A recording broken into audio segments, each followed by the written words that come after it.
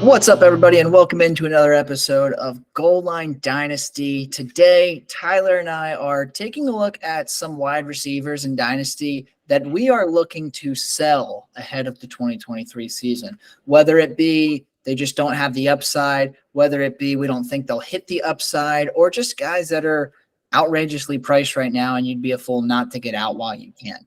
But before we jump into the video, Tyler, how are we doing, buddy?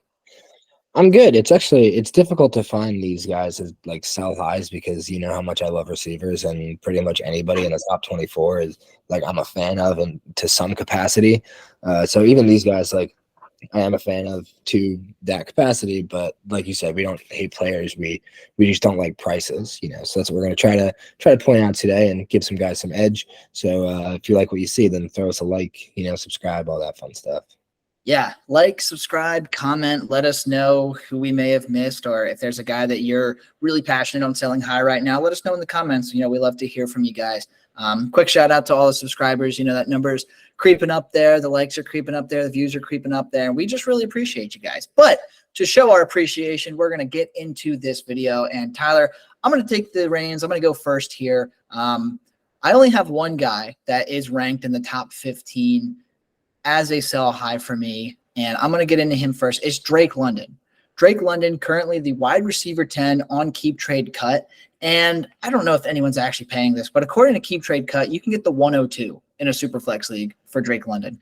And I'm telling you right now, if I'm in any league and somebody offers me my choice of rookie quarterback for Drake London, I will take that in most case scenarios, because quarterbacks, if they hit, are infinitely more valuable than 99% of the receivers out there, right? So if anyone's offering you that for Drake London, go ahead and take that. I don't think they will, but even a top 5 pick, we'll talk. But the reason why I'm selling Drake London, he has such an insane high potential, right? We know that he is a freak athlete. We know that he's a good football player. We know that he could be a top 10 dynasty wide receiver, but he is not a top 10 wide receiver yet, but he's already priced as one, right? So I'm kind of erring on the side of caution, because as the dynasty wide receiver 10, I kind of think this might be, in terms of value, close to his ceiling. So I'm fine with getting out right now if the price is right. Now, another thing that makes me want to sell Drake London is, now these aren't my own rankings. These are the consensus rankings on Keep Trade Cut right now. And I know everyone has different opinions on that, but I'm just going with what the data is telling me. He's ranked higher than T. Higgins. That's a mistake. He's ranked higher than Tyreek Hill. I think that's a mistake. He's ranked higher than DK Metcalf and Stephon Diggs. And I don't see many scenarios where I'm taking Drake London over any 4 of those guys, right? So it's just, the price is far too rich for my blood.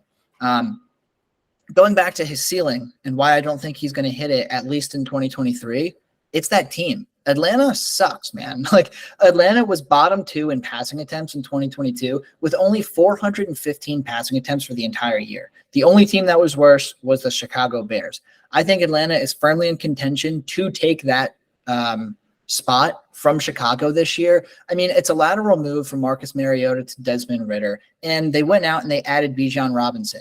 That indicates that they are really going to pound the rock, and they're just going to have their way by, running the ball more often than passing it. So I don't know. If this time next year Atlanta brings in Caleb Williams or Drake May or makes a splash and trades for a quarterback, then yeah, I'm going to want Drake London on my team, but I'm not going to sit here and assume that they're going to get better at quarterback, because we know that they're not, at least for the next year or so. And with last year's attempts, 415, even if Drake London does earn a 25% target share, and that's sharing the field with Kyle Pitts, sharing the field with Bijan Robinson, sharing the field with, anyone else on that team, 25% target share is only 104 targets. That is not enough to be an elite wide receiver in fantasy, and that's why I'm selling him as an elite asset at the wide receiver 10 price. Yeah, I mean, I can understand it, but I just don't know if I'm going to back you on this one. I mean, I think he could be a top 5 guy if he had even anywhere near an average quarterback. So I'm gonna stick with Drake London. I love Drake London, and in a lot of rebuilding scenarios, I could definitely take him over Stephon Diggs and possibly Tyreek Hill too. I mean, especially if I'm rebuilding, it feels like definitely a fair swap. But yeah, I'm gonna start with DK Metcalf actually. he's 25 years old and just came off a wide receiver 16 season, which is, I think, about what we are going to expect from DK from now on. I just don't see any world where he raises his value from there. I think Jackson Smith-Njigba is going to come in and definitely take targets away there, and I don't see much long-term upside for DK. I think he's going to turn into an aging asset rather quickly. But yeah, I think it might be time to cash out on DK. Well, people are expecting him to finish in the top 10, and I don't think he's going to do it. I think he's going to be more a top 18 option than a top 10 option. So I'm going to sell DK Metcalf. See, I'm gonna disagree here, right? You disagree with Drake London. I got to disagree on DK Metcalf. That's how this works. But I do genuinely disagree, and the reason why is because he had 141 targets last year and only 6 touchdowns. That is his lowest total since he became a professional football player, right? The year before he had 12. The year before he had 10. And Geno Smith, man, if he can keep up this level of play, he's going to be pretty awesome, right? And I'm not worried about JSN taking a ton of targets away. Is he going to take some targets away? Yes, absolutely. But this was DK's lowest statistical year for touchdowns, and it was his highest statistical year for targets. So I think there was a discrepancy in his efficiency in 2022. I think he's going to make up for it, and I would be really surprised if he can't continue his trend of being a top 15, top 16 yearly wide receiver, if not even better. So I don't mind the call on DK Metcalf, but I do disagree with it. If you look at what the keep trade cut values say, then I don't think you're going to disagree. I mean, wide receiver 14, but it says you could trade him for Jonathan Taylor, a 2024 early first, CMC, Bryce Young, or the 102 this year. So according to those values, then I think I'm selling. Yeah, we'll see. If you're a running back needy team, I am fine with dangling DK Metcalf on my trade block to get my running back. But moving on, I'm going to be talking. I promise I'm not taking personal shots at you, buddy. But this is another guy that I know. I don't know if you're still high on him, but you have in recent years been high on Rashad Bateman. He's going to be my next sell. Wide receiver 38 on keep trade cut. His current value is about the rookie 201 or 202. I think that is a fair value for Bateman, and I would be more than happy to take an early second-round pick for Rashad Bateman at this point. He's been battling injuries his entire career. I know it hasn't been super fair to write him off this early, but I am going to write him off this early because he's going to be stuck in Baltimore for at least another 2 seasons, and I just don't see him really finding any way to be super relevant and improve on his current value. Now, if he does move on from Baltimore, if he gets traded or if he does get released and he can go somewhere prior to the 2025 season, then yeah, maybe we'll look at Bateman, but not a lot loving right now. Reason being, they added Odell Beckham Jr. I know at this point in his career, he's not what he once was, but it's still Odell Beckham Jr. When he's on the field, he's going to be good. He's going to be demanding targets. Then you got Zay Flowers. They took him in the first round. J.K. Dobbins should be healthy this year. Gus Edwards should be healthy this year. Mark Andrews should be healthy this year. I mean, this entire offense is coming back healthy, Rashad Bateman included, but they've just added so many mouths to feed that I can't see a world where Bateman carves out a significant role because you need a big play to happen. That's going to Odell Beckham. You need your dink and dunk passes. You want some yards after the catch. That's going to be Zay Flowers. You want a touchdown. You're throwing it to Mark Andrews. Like, I think Bateman is just the odd man out in just about any scenario. And if we're including Mark Andrews, Rashad Bateman's probably the 4th best pass catcher on this team right now, in a team that doesn't exactly throw the ball a ton, right, with Baltimore. So I don't know. We're not going to be able to see his ceiling until he is out of Baltimore, which isn't going to happen for a while. So if someone is willing to give you that early second-round pick for him, I'm very happy with pulling the trigger and taking that return. Yeah, I mean, he's flashed, but I can't argue early second-round pick is probably fair value. I mean, I feel like him and Zay Flowers are pretty much a coin toss to me in terms of, like, who's going to get that target share and in terms of dynasty value in general. I mean, I guess I'd have to just kind of give the nod to Zay Flowers just based off of recent draft capital. I mean, Rashad Bateman was drafted in the first, but, it was a while ago. It's getting less and less relevant as time goes on and as he keeps getting injured. So I think the offense is getting a bit crowded, and with Lamar Jackson being at the head, it's like, I mean, there's not enough room for that many fantasy assets in one offense. I think it's like, I think people are thinking JK is going to be big and Flowers is going to be big and Andrews is going to be big, Lamar is going to be big. And Bateman's going to be big, and I don't think there's enough to go around, like you said. So agree with a lot there. But yeah, these next two guys, I think I'm going to be kind of taking a shot at you, because I know you love the both of them in your heart, and for good reason. But my next one's going to be Cooper Kupp. The fact that he is, the aging asset that isn't healthy right now and isn't, at full speed yet, coming off of a really gruesome injury and surgery. We know what he is when he's healthy. Over the last 2 seasons, he's been obviously phenomenal, and nobody's been better than him.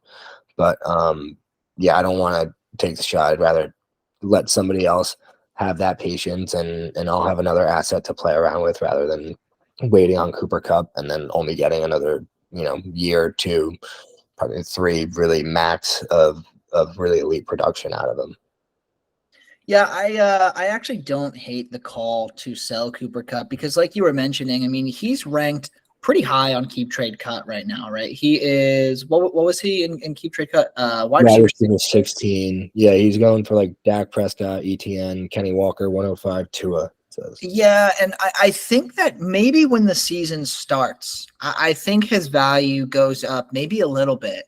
But even still, we're probably not putting him in the top 13, top 12 discussion. I would say his ceiling, obviously, he could repeat as a top 3 or top 5 fantasy wide receiver for 2023. But you have to take into account that he is 30 years old. He is attached to Matt Stafford, who this could very well be his last season in the NFL. I mean, it's going to trend down for Cooper Kupp this time next year, and it is already trending down right now. So if I'm a top 2 team in my league and I have Cooper Kupp, I'm probably holding on to him for the return that you're going to get, right? If you're not needing to rebuild, if you don't need to add draft capital, if you don't need to disperse your assets, I would hold on to him. But if I'm like outside of the top 3 or I'm a fringe contender, I do actually agree with you, and I probably would sell Cooper Kupp in a lot of scenarios.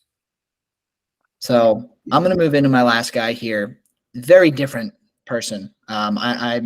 You're talking all elite assets. Maybe I took a cop out with going with Rashad Bateman and this next guy, but it's so hard to hate on certain fantasy players right now, right? Especially in the offseason when everything is, maybe he'll hit his ceiling.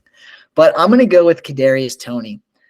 He's only 24 years old, and he is now in Kansas City, and I believe he will be through the 2024 season, I think. Or actually, no, I think this is the last year on his rookie contract. So we'll see what happens with him moving forward. But my thing with Kadarius Tony is, yes, he's tied to Pat Mahomes. Yes, he's an exciting player. But the Chiefs are a spread offense. Travis Kelce obviously dominates that target share, but they just drafted, was it Rashee Rice? They brought in Sky Moore early last year. They re-signed Jerick McKinnon, which, believe it or not, is a big deal. They still have Marquez Valdez-Scantling, who is their over-the-top guy. And I couldn't single a single one of them out to be the odd man out on the targets. Now, I will say Kadarius Tony probably will have more targets than anyone not named Travis Kelce if he's healthy. But the key word is probably. You could tell me Rice, Sky Moore, MVS even. You can tell me those guys are going to out-target Tony. I wouldn't be surprised. I mean, if you look at Kadarius Tony, his 2022 with Kansas City, he had 2 targets, 5 targets, 1 target, 2, 4, 2. Like, he has 1 game as a Kansas City Chief with 5 targets. Everything else was less than that. You cannot expect a player to return, solid value on 4 targets or less in every single game. I know we've seen flashes before, but I think his flashes get overstated. Over the last 2 years, he only has 2 games that went for over 14 PPR points, right? Like, people that love Kadarius Tony are just clinging on to like 2 or 3 career games, and that's it. You combine that with his injury issues. You combine that with, I know we haven't seen it with the Chiefs, but when he was with the Giants, he had off-field issues, right? He was pissing off the coaches and everything. So I'm not willing to keep this guy on my team. He's the wide receiver 39 on keep trade cut. He's got a similar value to Rashad Bateman. If I'm getting an early 2nd round pick return for Kadarius Tony, I'll pull that trigger all day. If I can make a lateral move, quote unquote lateral move to a running back that will better help my team or similar to your wide receiver, I'm going to do it because people who hype Kadarius Tony, I think, are just lying to themselves. So I'm staying away from him. I'll sell him anywhere I have him. Yeah, he had like one good game, early on in his career, and like everybody's been waiting on it ever since, even when he got traded to the Chiefs, and that video came out of him with his eyes all weird, talking about Pat Mahomes being his favorite quarterback. It was, I don't know, weird. I've never liked Kadarius Tony, still don't like him. So if I can get Jonathan Mingo for him in the early second, then or one of those running backs, then I'll probably take that all day. Yeah, before you move on, to your point, 2021, right? He was with the Giants. He had a game where he had 13 targets, 10 catches, 189 yards. That's pretty damn good. He had another game that season that had 78 receiving yards. Those were his two highest receiving totals in his entire career. And even last year with the Chiefs, he got traded there, I think during the Chiefs bye week in week 8, if I remember correctly. And between weeks 9 and 18, he missed 4 games due to injury and only had 1 game with more than 12.5 PPR points. So I'm staying clear. Yeah, definitely out. He's not going to contribute on any roster that I'm building. That's for sure. But last but not least, maybe least actually, DJ Moore. I think he's a guy who, it says on Keep Trade Cut you can get Quentin Johnston, the 108, Nick Chubb, Jahan Dotson. Give me all 4 of those guys over him, hands down. And this has less to do with how good of a football player DJ Moore is and a lot more about the situation he's going into. And the fact that he just did turn 26 as well. He's also becoming an aging asset. But if he were to even get 30% of what Justin Fields put out last year, that doesn't even reach 700 yards. Justin Fields only threw for 2,200 yards last year. 30% of that is 672 yards. So that offense would have to increase by like 50% for him to even see 1,000 yards next season. I think it's much more likely that he finishes, as like below a wide receiver 2, probably in the wide receiver 3 range. I think people are thinking that offense is going to be like reloaded. I think it's so Walmart. It's like, dude, Chase Claypool, Darnell Mooney, and DJ Moore. Like, that is not an elite offense, and Justin Fields is like, he's not the gunslinging quarterback, and I don't think DJ Moore's situation really is any better. It might even be worse than what he's been through most of his career, even though I love Justin Fields as an NFL quarterback, as a fantasy quarterback to the roster, obviously, but as far as him throwing to a fantasy wide receiver, it's not what I'm looking for, and I will take any of those assets over DJ Moore. He goes, this offense is so Walmart. It is. It's like it's nothing. It's like you look at the elite offenses in the NFL. You have freaking Jamar Chase, T. Higgins. You now have Justin Jefferson, Jordan Addison. You have CeeDee Lamb, Michael Gallup. That's even like not even great. And then you look over at Chicago, and they're excited about DJ Moore and friggin' Darnell Mooney and Chase Claypool, who like have never been anything. And especially when you have Justin Fields, like, it's not going to be an explosive offense. It's probably going to be a grinded out kind of offense. So, that's where I stand. See, I hate to agree with you, and I'm not going to agree with you, but I'm not going to disagree with you. DJ Moore, for me, I wouldn't call him a sell. I would call him a hold, because I don't think his value tanks much farther than where it is now. But to your point, I can't be telling people to sell Drake London and not be at least acknowledging that DJ Moore should be in the conversation as a sell, right? Drake London I picked because he's ranked as a top 10 wide receiver already, and I just don't know if we're going to see that return as long as he's in the current Atlanta Falcons offense. DJ Moore, he's got 4 years on Drake London. We've seen him do it with shitty quarterbacks before, right? I'm a Panthers fan. I've watched DJ Moore play. I've watched his quarterback play. It's not good. And he'll be perfectly fine if Justin Fields sucks. But to your point, can Justin Fields make a step? When I was selling Drake London, I was acknowledging that Atlanta had the second worst passing offense in the entire league in 2022. The only team that was worse than them was the Chicago Bears. I completely agree with everything you said about Justin Fields too. I love him for fantasy, but as a real-life NFL quarterback, can he step up his game? Can he win them games? Can he do this? Can he do that? If you're high on DJ Moore, you either think that Justin Fields is going to make a large leap this year, or you think that they're going to have the number 1 overall pick again next year, right? And I don't really want to bank on either one of them happening. So I don't disagree. I think calling DJ Moore a sell is perfectly fine. And DJ Moore has had more passing volume than this. I mean, when was he drafted? He was drafted 2017 or 2018.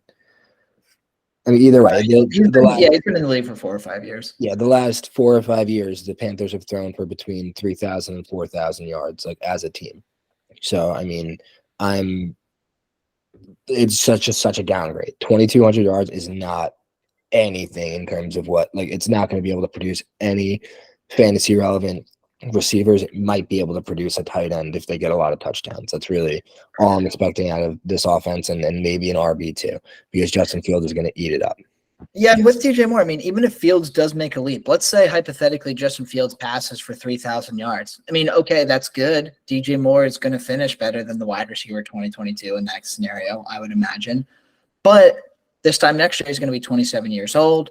That will likely be considered as his new ceiling, right? Like, if you trade DJ Moore now, you could miss out. But if you do miss out, it's not like he's going to suddenly be a top 15 dynasty wide receiver, and you can get a significantly bigger return for him this time next year. So while I do think his value could increase, it's not going to increase by much. So I don't mind calling him a sell there. But that's going to do it for us here on Goal Line Dynasty today. Like we mentioned at the beginning of the video, if there are already wide receivers that you're really passionate on selling high right now, let us know in the comments. Tyler and I, we sat down before this video. We thought of who our 3-and-3 guys were going to be, and we're sitting here talking to each other. We're like, dude, I don't want to sell anyone right now because the offseason's exciting, right? Everyone has sky high potential. We just want to project everyone to be at their absolute ceiling. But we know that in this game we play, not everyone finishes at their ceiling. So unfortunately, the 6 guys that we named today might have to be on the chopping block in your league. But yeah, so for myself, for Tyler, for Goal Line Dynasty, we will see you next time.